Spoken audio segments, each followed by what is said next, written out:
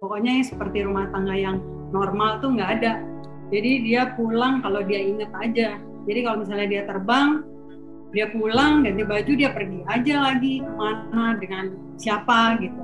Dan setiap yang saya tahu semua perempuannya ganti-ganti, nggak cuma satu. Saya KDRT dia sampai pada titik tertentu, kita ribut, nggak tidur dari malam sampai pagi lagi. Terus dia saya dorong, kena itu pintu, ininya dia robek 10 jahitan Bapak Ibu. Ya, jadi berdarah-darah, saya masih dalam keadaan mabuk. Setiap berantem begitu, bukan sekali dua kali, puluhan kali saya sering menyiksa dia dalam tanda kutip. Waktu itu ya Bapak Ibu. Kok gini ya gitu loh, kok saya udah nggak sanggup nih, saya sampai bilang, Tuhan saya nggak sanggup, saya nggak bisa kayak gini lagi gitu. Kayaknya udah deh mati aja deh gitu. Dulu kita sama-sama Katolik, terus ketemu dia, setelah itu pacaran, terus kita married, tapi nggak setujuin sama orang tuanya dia karena saya bukan orang Batak. Jadi proses lah dari awal juga kita nggak disetujuin. Terus setelah itu setelah saya hamil 7 bulan baru diterima di keluarganya dia. Jadi sekian lama sampai 7 bulan akhirnya diterima. Setelah itu saya melahirkan, dan tahun 94 anak saya lahir. Nah terus ya selama itu berjalan ya nggak seperti yang saya harapkan. Jadi rumah tangganya yang baik-baik aja, yang pokoknya seperti rumah tangga yang normal tuh nggak ada. Jadi dia pulang kalau dia inget aja. Jadi kalau misalnya dia terbang, dia pulang ganti baju, dia pergi aja lagi kemana dengan siapa gitu. Dan setiap yang saya tahu semua perempuannya ganti-ganti, nggak cuma satu. Terus setelah proses itu ketemu dia paling kalau dia ingat saya aja. Kalau dia pulang baru ketemu sama saya sama anak saya. Anak saya perempuan namanya Audrey. Terus setiap kali dia pergi pulang tuh mabok. Jadi kalau dia nggak terbang nih, dia misalnya weekend gitu, terus dia pulang tuh mabok, terus udah gitu akhirnya dia pergi lagi, nanti kalau dia terbang baru dia pulang lagi. Jadi gitu aja setiap hari rutinitasnya. Dan terus setiap pulang berantem ribut. Nah setiap pulang ada aja dia ya temen tinjunya aja lah gitu. Saya KDRT dia sampai pada titik tertentu, kita ribut, nggak tidur dari malam sampai pagi lagi. Terus dia saya dorong, kena itu pintu, ininya dia robek 10 jahitan Bapak Ibu. Ya, jadi berdarah-darah, saya masih dalam keadaan mabuk. Setiap berantem begitu, bukan sekali dua kali, puluhan kali saya sering menyiksa dia dalam tanda kutip. Waktu itu ya Bapak Ibu. Ya setelah itu jadi bagi saya setiap hari yang saya alami itu jadi kebiasaan aja. Jadi kalau dia nggak pulang pun saya merasa lebih tenang, karena kalau dia pulang pasti saya dipukulin gitu loh. Alasannya apa saya nggak tahu, pokoknya ada aja gitu loh dia marah sama saya. Nah terus waktu tahun 97-an saya suka nonton Evelyn Nadeak yang di TV. Jadi setiap hari itu saya ikutin aja apa kata dia. Jadi setiap kali doa saya tumpang tangan. Terus di TV itu saya tumpang tangan. Terus setiap kali dia pulang mabok gitu tidur saya tumpangin tangan di kepalanya dia. Pokoknya saya doain aja, karena saya pikir ya saya cuma pengen dia berubah, bertobat gitu loh. Nggak tahu doa saya seperti apa, ya saya doain dia aja terus. Terus udah gitu dia nggak tahu kalau saya doain. Terus saya tumpang tangan, terus begitu. Tapi kok nggak berubah-berubah gitu loh, malah makin terus kan. Kok malah makin nggak pulang, makin kejadian makin parah gitu. Tapi setiap pagi saya bawa Audrey anak saya habis doa saya baca Alkitab, saya ajarin dia ikut-ikutan aja saya baca, karena umurnya 2 tahun ya kalau salah. 2 tahun dia ikut-ikutan aja ngeliatin saya baca gitu. Ntar tiba-tiba dia pulang udah mabok gitu, udah ganti baju pergi lagi, kita baca aja sama anak saya berdua. Udah habis itu setelah itu setiap hari saya ke gereja, kadang bawa anak saya, kadang saya sendiri. Itu udah di Pak Niko di Karsa Pemuda.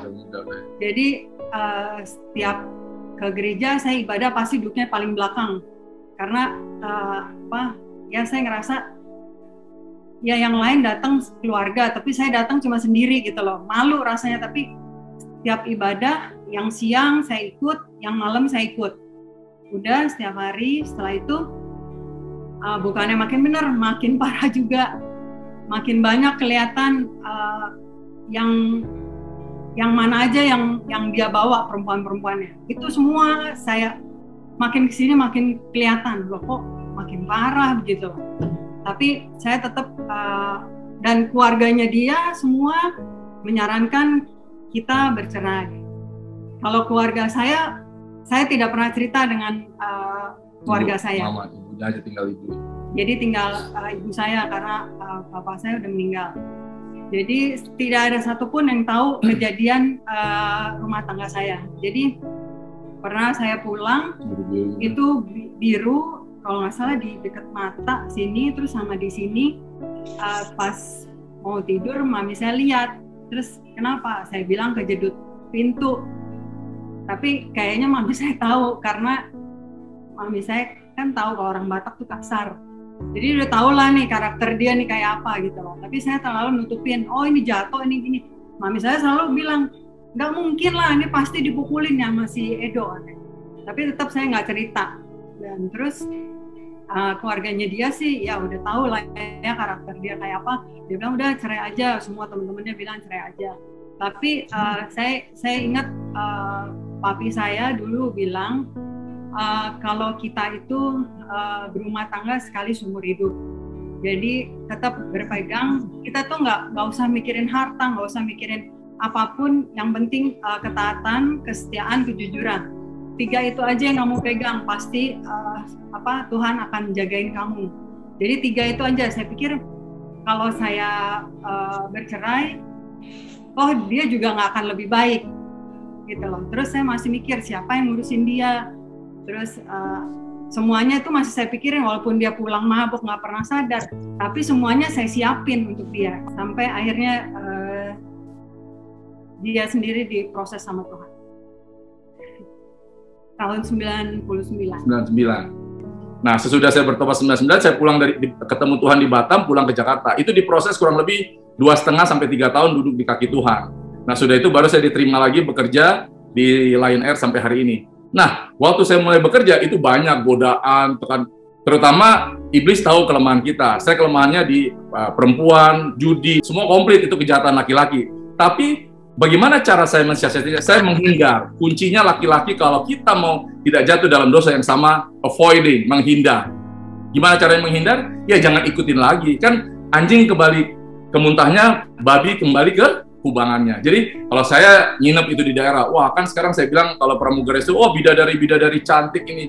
Bagaimana cara menghindarnya? Oh bini gue lebih cantik dari lu semua, gue bilang gitu. Kalau masuk kamar, saya kunci. Sekarang ada juga bos saya yang owner perusahaan saya bilang, Kep, kok bisa? Banyak pilot-pilot seperti kapten masih begini.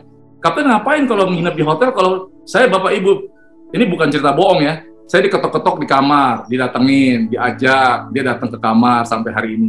Terus bagaimana mensiasati? Saya tolak semuanya, saya menghindar dan tiap hari kalau ditanya bosnya ngapain aja di kamar? Di kamar saya dulu belum ada video call, saya nonton TV Pak, baca Alkitab sama nonton TV, rohani banget. Kalau sekarang begitu keluar rumah 100 meter di mobil saya udah video call sama istri saya. Di tol video call lagi, di pesawat video call lagi, sampai ke hotel video call. Nah itu caranya kalau kita mau menghindar dari kejatuhan dosa yang sama. Juni itu semua udah habis nih kita nih, udah nggak. Saya tinggal di Tebet, semuanya udah habis kecuali ya ada rumah, ada di rumah atau ada. Tapi udah nggak punya lagi tabungan, deposit habis semua lah, udah dipakai. Terus saya nggak bisa kerja kan, saya profesional pilot, nggak bisa kerja jadi pedagang atau apa, nggak bisa. Akhirnya keluarga saya kebetulan semua di Batam. Nah terus saya ke Batam lah. Malam itu sebelum saya ke rumah saudara saya nginep di hotel sama keponakan saya. Tiba-tiba di klub malam itu saya mau dibunuh sama orang sekitar itu, dibawa ke hotel pulang, sampai di hotel dengan Tuhan tangkaplah di situ saya masuk alam roh dan melihat setan-setan yang mau membunuh saya saat itu di Batam. Akhirnya 3 hari di Batam, saya diproses Tuhan, saya berteriak-teriak, saya dengar suara Tuhan, baru saya pulang ke Jakarta. Nah, itulah baru saya pengalaman pertama kali ketemu Tuhan, dan baru diproses selama hampir 3 tahun duduk di kaki Tuhan, belajar segala firman-Nya dan juga pengalaman rohani saya begitu. Dulu yang saya rasain tuh gimana ya, ya kayak kok gini ya gitu loh, kok saya udah nggak sanggup nih, saya sampai bilang, Tuhan saya nggak sanggup, saya nggak bisa kayak gini lagi gitu, kayaknya udah deh mati aja deh gitu, sampai saya pernah berpikiran kayak gitu. Tapi karena saya pikir saya punya Audrey, punya anak, terus saya langsung berpikir, oh ya udah, saya ikutin lagi yang Tuhan mau, dan saya diingetin sama Tuhan, yang saya sekarang, yang dulu yang saya alami itu nggak mungkin ngelewatin kekuatan saya. Saya pikir, oh iya, pasti masih ada kekuatan yang Tuhan kasih untuk saya ngelakuin ini semua. Kadang kalau lagi sendiri, kalau dia nggak pulang-pulang, tuh sedih sih, ada sedih banget, sampai nangis-nangis. Tapi kan saya nggak ada, saya janji saya nggak mau cerita sama siapapun, jadi saya cuma nangis sama anak saya, terus udah saya ngomong-ngomong sendiri ke Tuhan gitu loh, udah kayak orang gila dulu, karena udah terlalu keseringan dia pulang mabok, dipukulin, jadi imun kali ya. Jadi kalau dia pulang, ya kok nggak, misalnya dia pulang dia nggak mukulin saya, kok kenapa nggak dipukulin gitu kali ya. Jadi udah kayaknya udah kebiasaan aja gitu loh. Terus dia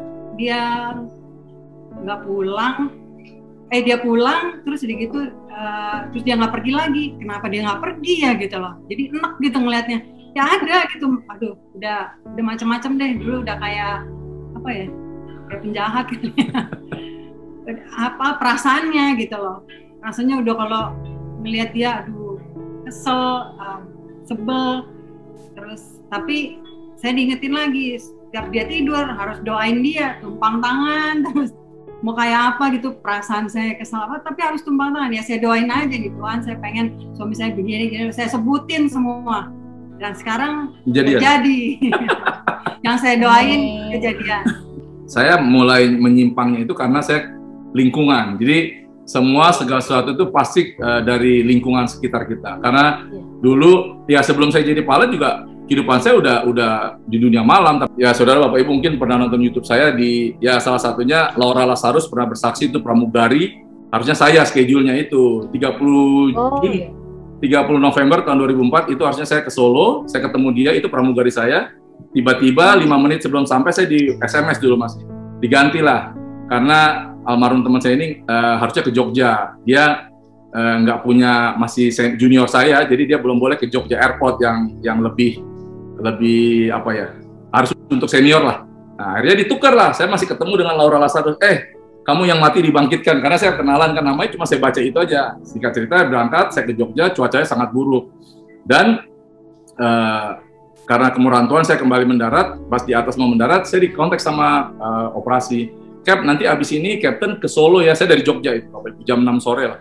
Kenapa? Saya bilang, pesawat yang tadi harusnya Captain bawa ke Solo itu keluar landasan. Nah mungkin Bapak Ibu sini kalau yang seumuran 45 tahun, 40-50 tahun tahu lah, 30 November itu ada kamera di situ di Solo. Seorang wartawan ikut waktu itu ada muktamar apa. Jadi live di TV itu pesawat yang Lion Air ini nabrak udah sampai ke kuburan. Kalau nggak ada kuburan Bapak Ibu, itu bisa masuk ke perumahan orang, bukan 28 orang meninggal, mungkin bisa ratusan lebih lagi. Nah, singkat cerita, malam itu jam 12 airportnya buka, saya diterbangkan ke sana bawa direksi semua. Nah, malam itu teman-teman saya telepon semua sampai HP saya. Dia bilang, lu di Solo? Iya, gue di Solo, tapi gue bukan yang kecelakaan. Gue kalau kecelakaan, gue bawa ini nih, jam 12 malam itu. Tapi di sana udah cerita, udah orang nangis-nangis semuanya lah. Nah, saat terakhir HP saya mau habis baterai, teman-teman Mindset telepon, akhirnya saya pulang ke rumah, saya bersyukur paginya Tuhan kasih saya Mazmur 121 dari bookmark anak saya buka Alkitab, seperti biasa saya baca, saya lihat dapat Mazmur 121, Tuhan penjaga Israel. Aku melayangkan mataku ke gunung-gunung, dari manakah akan datang pertolonganku? Pertolonganku ya dari Tuhan menjadikan langit dan bumi, ia tidak akan membiarkan kakimu goyah. Penjagamu tidak akan terlelap, sesungguhnya tidak terlelap dan tidak tertidur penjaga Israel. Tuhanlah penjagamu, Tuhanlah naunganmu di sebelah tangan kanan. Matahari dan bulan tidak akan menyakiti engkau. Tuhan akan menjaga engkau dari segala kecelakaan. Ia akan menjaga keluar masukmu dari sekarang sampai selama-lamanya. Kuncinya bersyukur, Bapak Ibu. Kalau kita pulang itu selalu kita bersyukur atas kejadian yang kita alami. Jadi bukannya bilang, aduh Tuhan, kenapa begini, kenapa begini. Enggak, jangan pernah orang Kristen menyalahkan Tuhan. Tuhan nggak pernah salah, kita yang salah. Keadaan yang salah, lingkungan yang salah. Tuhan tuh nggak pernah salah, dia sempurna. Nah, kita kalau ada kecelakaan, ada apapun masalah kita, yang terburuk apapun, kita selalu pulang berdoa. Dulu masih anak saya ada tinggal sini bertiga, kalau nggak berdoa, saya bersyukur dan berdoa. Itu kerja kita. Tiap hari latih hidup kita dengan mengucapan syukur dalam segala hal. Tahun 2012, titik baliknya saya, bayangkan Bapak Ibu, saya sudah pelayanan di mana-mana, tapi masih, kalau berantem di rumah, saya nggak mukul istri saya, tapi barang-barang itu terbang masih. Udah khotbah ini, masih lempar lampu, hancur-hancurin barang di rumah. Tapi tahun 2012, Tuhan ajar saya kapok, anak saya ngajar. Dia kan nggak pernah, anak saya waktu itu masih kuliah, tahun 2012, begitu saya ribut sama dia, terus sama anak saya marahin juga. Tiba-tiba, hari apa tuh ya, Jumat, mereka tuh raib hilang berdua, Bapak Ibu. Bawa mobil, kebetulan saya waktu itu pas ngasih duit dia cash cukup besar, terus tiba-tiba hilang. Saya telepon, saya cari, semua HP, dompet, apa semua ditinggal di kamar. 4 hari 4 malam saya nyari dia, baru ketemu Tuhan pulang, dan disitulah Tuhan ajar saya. Sampai di hari ketiga saya udah berdoa, puasa, segala jungkir balik. Di teman orang, saya kebetulan tinggal di apartemen lantai 27, hari terakhir saya baca Mazmur, dia nggak pulang juga tuh hari Minggu, nah, Seninnya dia baru pulang. Minggu dia nggak pulang, saya habis doa, udah nggak makan, nggak tidur. Saya mau iblis bilang ini sudah ini, udah, lo loncat aja dari jendela. Saya disuruh loncat lagi sama roh jahat, karena saya udah patah hati, karena saya pikir, ya Tuhan kemana? Dia hilang, saya udah suruh cari segala macam, nggak ketemu, hilang di telan bumi. Tahu-taunya Seninnya dia, Selasa ya. Selasanya saya lagi dibawa di apartemen, lagi sama orang-orang saya tuh, saya lagi mau cari lagi ke hotel kemana, tiba-tiba dia pulang, kucuk-kucuk. Mulai saat itulah saya lihat, wah, mujizat Tuhan dipulain berdua, ternyata sutradaranya anak saya, mereka tuh ngumpet di hotel-hotel, nginep selama 4 hari saya cariin. Nah itu masih 2012, mulai saat ini dari 9 tahun yang lalu, puji Tuhan, alhamdulillah, saya nggak mau lagi dan nggak pernah lagi seperti itu. Saya pernah ditegur Tuhan, terus dibilang, kamu mau suami kamu bertobat, tapi setelah bertobat, kamu malah kembali lagi ke yang dulu, gitu loh. Jadi, apa yang kamu minta kan semua udah dikasih. Yang A, B, C, semua yang karakter dia udah dirubah pelan-pelan sama Tuhan. Tapi kenapa setiap ada masalah kecil, saya dulu kan lu begini, dulu kan begini, gini. Nah itu akhirnya setiap kali saya diingetin, Tuhan, loh percuma dong selama 8 tahun saya doa, tapi kok kenyataannya saya malah mengingatkan suami saya untuk kembali lagi ke seperti dulu. Nggak percaya sepenuhnya. Jadi akhirnya pelan-pelan, terus saya minta aja doa sama Tuhan, saya nggak mau lagi, saya maunya begini. Jadi pribadi kita yang sekarang yang harus berubah. Jadi doa untuk pribadi kita sendiri.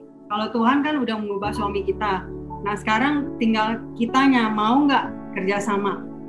Karena Tuhan udah kasih berkat yang luar biasa, makanya sekarang gantian, sekarang kita yang harus merubah karakter kita. Saat saya ketemu Tuhan 28, 29-nya, saya di rumah kakak saya di Batam itu, nanti boleh cek di YouTube saya di Solusi ya. Saya bilang sama kakak saya, kan saya dengar suara Tuhan, sekarang kamu percaya. 3 kali saya dengar suara, nggak ada wujudnya. Nah, saya bilang sama kakak saya, namanya Lina, dia udah pelayan duluan, dia doa bahasa Arab, dia bilang, Lin, telepon istri gue, telepon Joyce. Saya telepon. Itu karena tadi saya cuma bisa berteriak 2 kata. Sampai itu ada yang menggerakkan suara saya berteriak, ampun Joyce, ampun, itu berulang-ulang berkali-kali. Waktu saya telepon tanggal 29 Juni itu. Habis itu saya manifestasi namanya katanya. Wah, tumpah-tumpah. Nah, itulah permintaan maaf dan pengampunan saya kepada dia. Waktu itu dia bilang, iya kamu saya ampuni, saya maaf. Padahal dia juga nggak ngerti saya teriak-teriak kenapa. Nah, mulai saat itu ya kalau saya nggak jarang minta maaf, tanya sama dia nih, bisa dihitung. Saya bilang ngapain sih maaf kayak lebaran aja. Kalau lo minta maaf, yang penting kelakuan lo berubah. Maaf itu nggak penting, walaupun penting sebenarnya ya bapak-bapak ya.